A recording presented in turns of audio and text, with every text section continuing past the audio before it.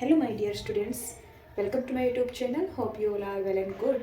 So जैसा कि इससे पहले वीडियो में मैंने आपको 9th class chemistry chapter 3 atoms and molecules में आपको दो टॉपिक मैंने कराए थे. First one is law of chemical combination and second is Dalton atom theory. तो इसी वीडियो में इसी चैप्टर में आगे बढ़ते हुए जो इस चैप्टर का नेक्स्ट टॉपिक है that is an atom. What is an atom? Atom क्या होता है?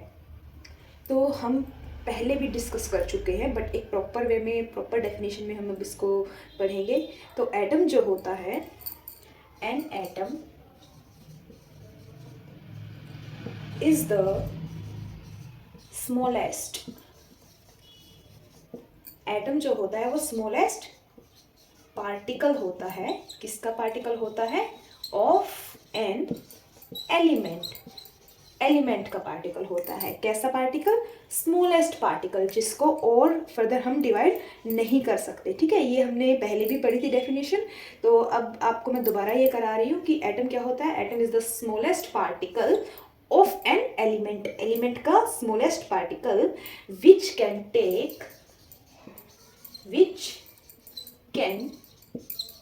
Take part. इसमें पार्टिसिपेट करता है जो इन अ केमिकल रिएक्शन, जो कि एक केमिकल रिएक्शन जो होती है उसमें पार्टिसिपेट करने वाला सबसे स्मॉलेस्ट पार्टिकल किसी एलिमेंट का. ठीक है, उसी को ही हम क्या बोलते हैं? Atom. Is that clear everyone? तो दोबारा से मैं आपको रीड करा रही हूँ. An atom is the smallest particle of an element which can take part in a chemical reaction. कोई भी केमिकल रिएक्शन प्रोसीड होती है तो उसमें जो स्मॉलेस्ट पार्टिकल होता है एलिमेंट का, उसी पार्टिकल को हम एटम बोलते हैं. और इसको हम फर्दर डिवाइड नहीं कर सकते क्योंकि ये सबसे स्मॉलेस्ट पार्टिकल होता है किसी भी एलिमेंट का, या बोल सकते हैं किसी भी मैटर का. चलिए अब इसकी कैरेक्टरिस्टिक्स के बारे में हम जान लेते हैं. क्या क्या एटम की कैरेक्टरिस्टिक्स होती हैं? तो बेटा वैसे तो एटम की बहुत सारी कैरेक्टरिस्टिक्स होती है बट जो मेन कैरेक्टरिस्टिक है, सबसे फर्स्ट वन जो है that is all atoms of a given element are similar. मतलब कि किसी भी एलिमेंट के अंदर जितने भी नंबर ऑफ एटम्स हैं वो सभी कैसे होंगे? सिमिलर होंगे. वो एटम कैसे होंगे? सिमिलर होंगे. कोई भी एलिमेंट है, फॉर एग्जांपल कार्बन है. कार्बन एलिमेंट के अंदर कार्बन के नंबर ऑफ एटम्स जो हैं वो कैसे होंगे? सिमिलर होंगे. Is that clear? तो यही बात इसकी फर्स्ट कैरेक्टरिस्टिक्स में आती है. But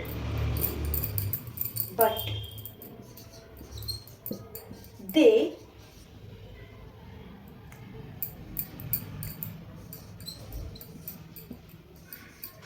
differ from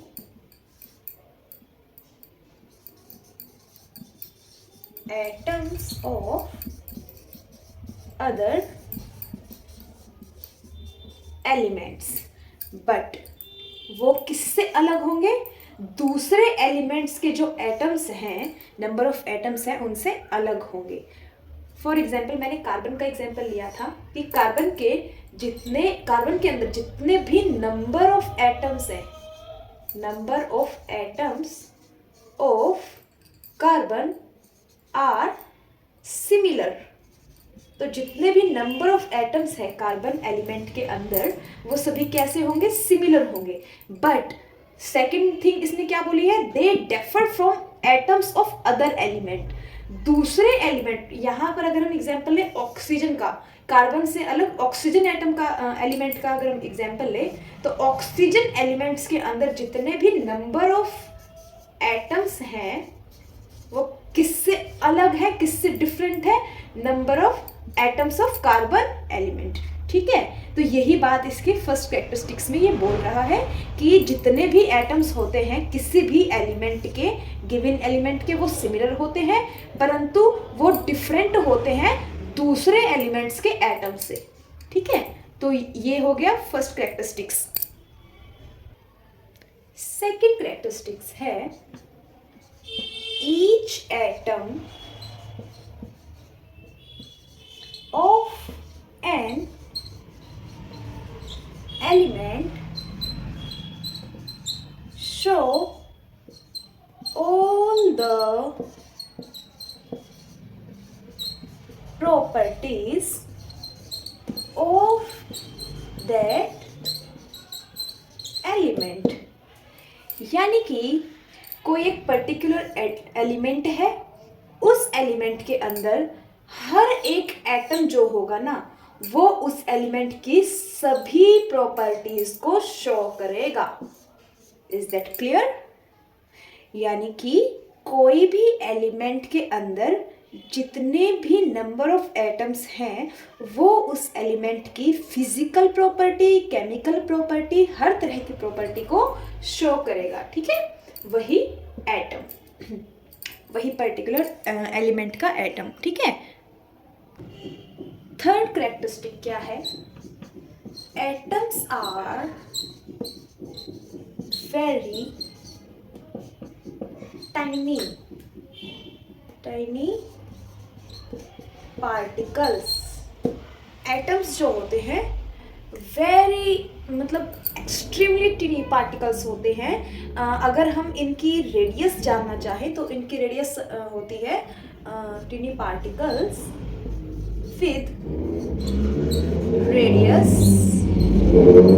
about 10⁻⁻⁹ metre. ठीक है, ये जो 10⁻⁻⁹ मीटर है ये एक एटम की रेडियस होती है। ठीक है, जिसको हम ऐसे भी लिख सकते हैं, radius of an atom is equal to 10⁻⁹ metre is equal to 10 nanometre. तो 10 नैनोमीटर, यहाँ पे जो 10 नैनो आया है ना, नैनोमीटर, तो नैनो को अगर हम लिखेंगे तो नैनो का मतलब होता है 10⁻⁹ इसको आप ऐसे भी याद रख सकते हो। 9 मतलब 9 और n से ही नैनो। ठीक है, तो 9 से बन गया नैनो। तो यदि 10⁻⁹ है तो इट मीन्स वहाँ पे क्या होगा, नैनो। और क्योंकि एटम का जो रेडियस, एटम जो स्मॉलेस्ट पार्टिकल है ना, मैटर का स्मॉलेस्ट पार्टिकल, तो इसकी रेडियस तो माइनस में जाएगी। ठीक है, इतने ज़्यादा माइनस में, इतनी छोटी रेडियस होती है किसी भी एटम की 10⁻⁹ यानी कि बहुत ही स्मॉल, एक्सट्रीमली स्मॉल रेडियस होती है, जिसको हम 10⁻⁹ मीटर लिखते हैं। ठीक है, इसको मैं अगर आपको बताऊं तो इसको नॉर्मल जो माइक्रोस्कोप होते हैं ना उससे भी नहीं देखा जा सकता, इतने छोटे होते हैं एटम्स जो होते हैं किसी भी एलिमेंट के अंदर। ठीक है, तो इसके लिए एक स्पेशल माइक्रोस्कोप होता है जिसको हम STM बोलते हैं। उसके थ्रू थोड़ा थोड़ा इसका जो है ब्लर रेडियस हमको सीन होता है। सर्कुलर जो है एटम का, सॉरी स्पेरिकल शेप होता है एटम्स का।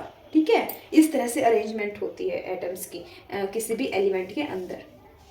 तो चलिए नेक्स्ट प्रॉपर्टी को हम स्टडी करते हैं। इसके फोर्थ कैरेक्टरिस्टिक्स क्या है? Atoms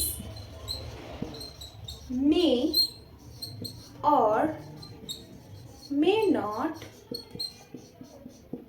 exist in free state. Atoms जो होते हैं वो फ्री स्टेट में पाए भी जाते हैं और नहीं भी पाए जाते। ठीक है, यानी कि वो दोनों तरह से एग्जिस्ट करते हैं, फ्री स्टेट में भी और कंबाइंड स्टेट में भी। ठीक है, दोनों तरह से एग्जिस्ट करते हैं एटम्स, फ्री स्टेट में भी और कंबाइंड स्टेट में भी। तो चलिए अब हम बात करते हैं नेक्स्ट टॉपिक के बारे में, that is symbols of atoms. Now we are talking about symbols of element. Elements के सिंबल क्या होते हैं, कैसे उनको यूज़ करते हैं। ठीक है, तो बेटा सिंबल क्या होता है? A symbol is a thing which represent a particular element. किसी भी पर्टिकुलर एलिमेंट को रिप्रेजेंट करने के लिए जो चीज़ हम यूज़ करते हैं, जो प्रतीक यूज़ करते हैं, उसी को ही हम क्या बोलते हैं? सिंबल बोलते हैं। इसका सिग्निफिकेंस क्या है बेटा सिंबल का? इसकी इम्पोर्टेंस इसकी इम्पोर्टेंस यही है कि इससे हम किसी पर्टिकुलर एलिमेंट को रिप्रेजेंट करते हैं, ठीक है, या फिर बोल सकते हैं किसी सिंगल एटम को किसी भी एलिमेंट के सिंगल एटम को हम रिप्रेजेंट करते हैं by use of their symbols, ठीक है। तो जो सबसे पहले साइंटिस्ट थे वो थे डाल्टन, जिन्होंने एलिमेंट्स के सिंबल्स बनाए थे, ठीक है, जिन्होंने एलिमेंट्स के सिंबल्स को रिप्रेजेंट किया था। तो डाल्टन ने कुछ इस तरह से एलिमेंट के जो सिंबल्स हैं उनको रिप्रेजेंट किया था। फॉर एग्जांपल यहाँ पे हाइड्रोजन मैंने लिखा है, तो हाइड्रोजन का जो सिंबल है डाल्टन ने ये वाला सिंबल हाइड्रोजन का उन्होंने यूज़ किया था। कार्बन के लिए उन्होंने ये वाला सिंबल यूज़ किया था, ऑक्सीजन के लिए दिस सिंबल, एंड सल्फर के लिए उन्होंने ये सिंबल यूज़ किया था, आयरन के लिए ये वाला सिंबल, और कॉपर के लिए ये। तो ये कुछ एलिमेंट्स है जिन और उनके जो है सिंबल्स है जो डाल्टन ने यूज़ किए थे, ठीक है, जो डाल्टन ने रिप्रेजेंट किया था कुछ एलिमेंट्स को बाय देयर सिंबल्स, ठीक है। बट समय के साथ साथ क्या हुआ बेटा, जैसे जैसे मॉडर्न समय आता गया तो ये जो सिंबल्स हैं इनको ड्रॉ करना और इनको मतलब ड्रॉ करना बहुत ज़्यादा डिफ़िकल्ट हो गया, ठीक है। तो इनकन्वेंशन मतलब यूज़ इनका जो है करना डिफ़िकल्ट हो गया था। तो इसके बाद एक न्यू साइंटिस्ट आए जिनका नाम था जॉन्स जैकब ब्रेजुलस, ठीक है, जे ब्रेजुलस। तो ये जो साइंटिस्ट थे ये स्वीडन के थे। इन्होंने क्या किया, इन्होंने प्रपोज किया कि जो कोई भी एलिमेंट का नाम होता है उस नाम का जो फर्स्ट लेटर होता है और फर्स्ट से नेक्स्ट जो लेटर होता है, फर्स्ट 2 लेटर, ठीक है, इनको एज अ सिंबल यूज किया जा सकता है उस एलिमेंट के नाम से, ठीक है। तो इन साइंटिस्ट ने किस तरह से आगे जो एलिमेंट के सिंबल हम मॉडर्न पीरियोडिक टेबल में भी देखते हैं, एलिमेंट के सिंबल जो हम यूज़ करते हैं वहाँ पे भी इनके सिंबल्स की बहुत ज़्यादा क्या रही, हेल्प रही, ठीक है। ये जो आइडिया है मॉडर्न मॉडर्न पीरियोडिक टेबल में हम देखते हैं ना जो एलिमेंट के सिंबल आज हम यूज़ करते हैं, तो वो जो सिंबल वाला आइडिया है वो किनका था, जे ब्रेजुलस का। सबसे पहले और किसने दिया था ये सिंबल का आइडिया, डाल्टन ने। तो चलिए जानते हैं किस तरह से उन्होंने एलिमेंट के सिंबल को प्रपोज किया था। तो बेटा modern symbol of an element is used by J Berzelius who proposed that, ये जो साइंटिस्ट थे इन्होंने क्या किया था, प्रपोज किया था that the symbol of an element is the first letter, या तो उस एलिमेंट का जो फर्स्ट लेटर होगा वो एज अ सिंबल यूज किया जाएगा, या फिर और the first letter and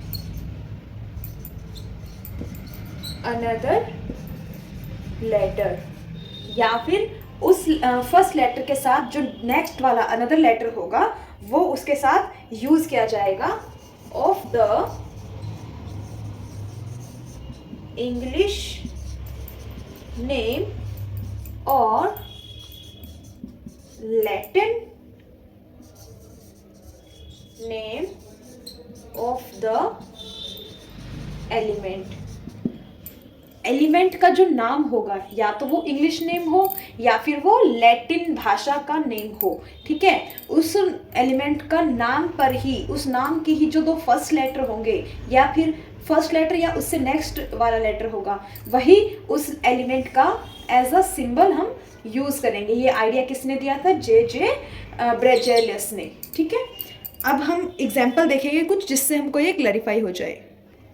for example symbol of hydrogen, hydrogen का जो नाम है वो पहले तो इसका सिंबल देख लेते हैं। हाइड्रोजन नाम है तो इसका जो फर्स्ट लेटर है दैट इज एच, तो इसका जो सिंबल होगा वो क्या होगा, कैपिटल एच। तो हमेशा हम सिंबल का जो फर्स्ट लेटर होगा वो कैपिटल में लिखेंगे। तो इस तरह से हाइड्रोजन का सिंबल क्या हो गया, H हो गया।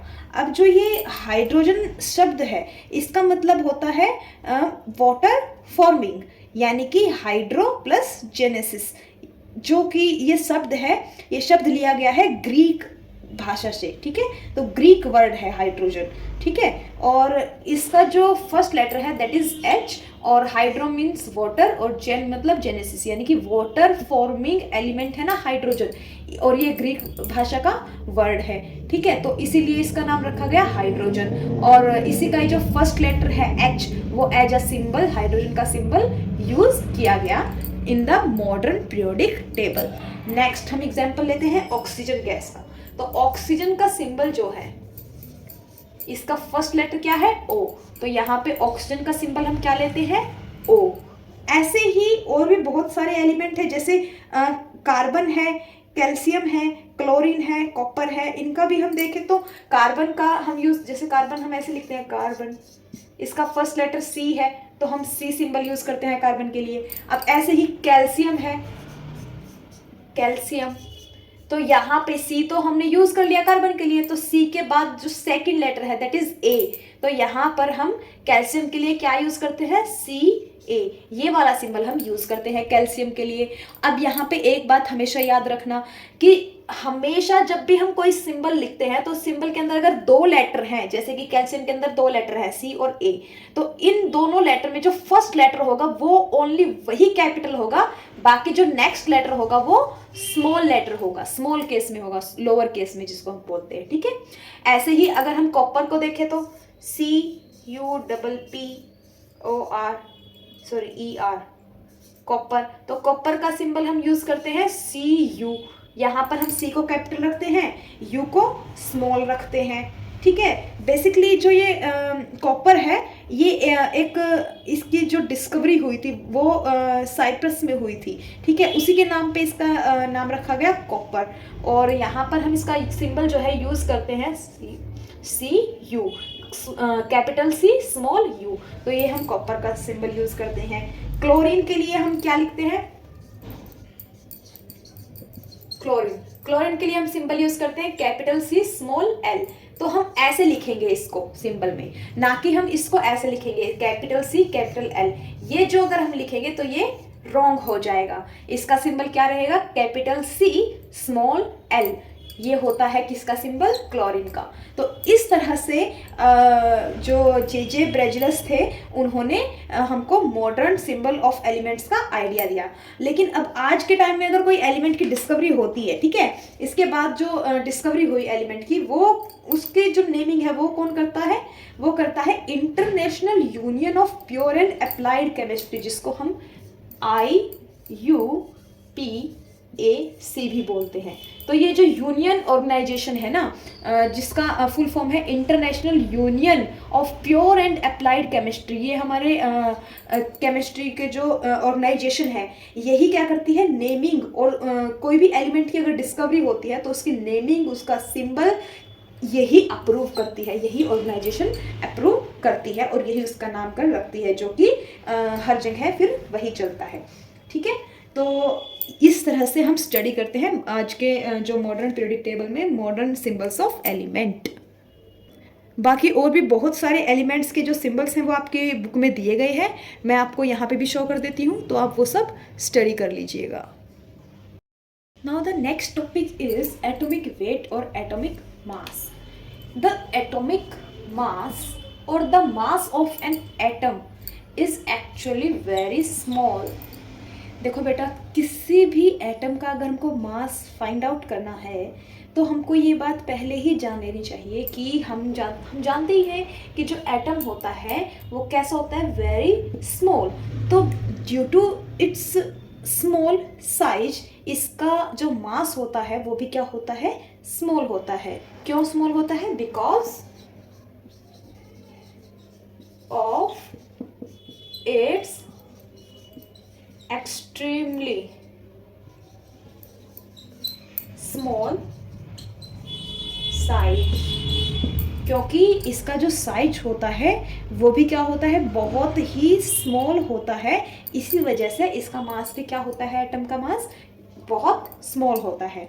आज के टाइम में तो बहुत ही सोफिस्टिकेटेड टेक्निक आ चुकी है, लाइक मास स्पेक्ट्रोमेट्री, जिससे हम किसी भी एलिमेंट के एटम का मास फाइंड आउट कर सकते हैं, डिटरमाइन कर सकते हैं। But in the 19th century जो साइंटिस्ट थे वो किसी भी एटम का मास फाइंड आउट करने के लिए उसको रिलेट करते थे टू द अनदर एटम। जैसे पहले क्या होता था, हम रिलेटिव मास लेते थे। किसका रिलेटिव मास? ऑक्सीजन का relative mass 1/16 of the mass of an atom of oxygen. Oxygen जो एलिमेंट था उसका एक एटम का 1/16 मास जो था वो हम वो जो साइंटिस्ट थे वो इसका रिलेटिव मास लेके कंपैरिजन करते थे अदर एलिमेंट के मास से। तो इस तरह से मास को फाइंड आउट कर देते थे, ठीक है। क्योंकि एक तो ये लार्ज नंबर में जो है रिएक्ट करता है एलिमेंट्स और कंपाउंड्स के साथ, ठीक है। लार्ज नंबर में एलिमेंट्स और कंपाउंड भी बनाता है ऑक्सीजन एटम।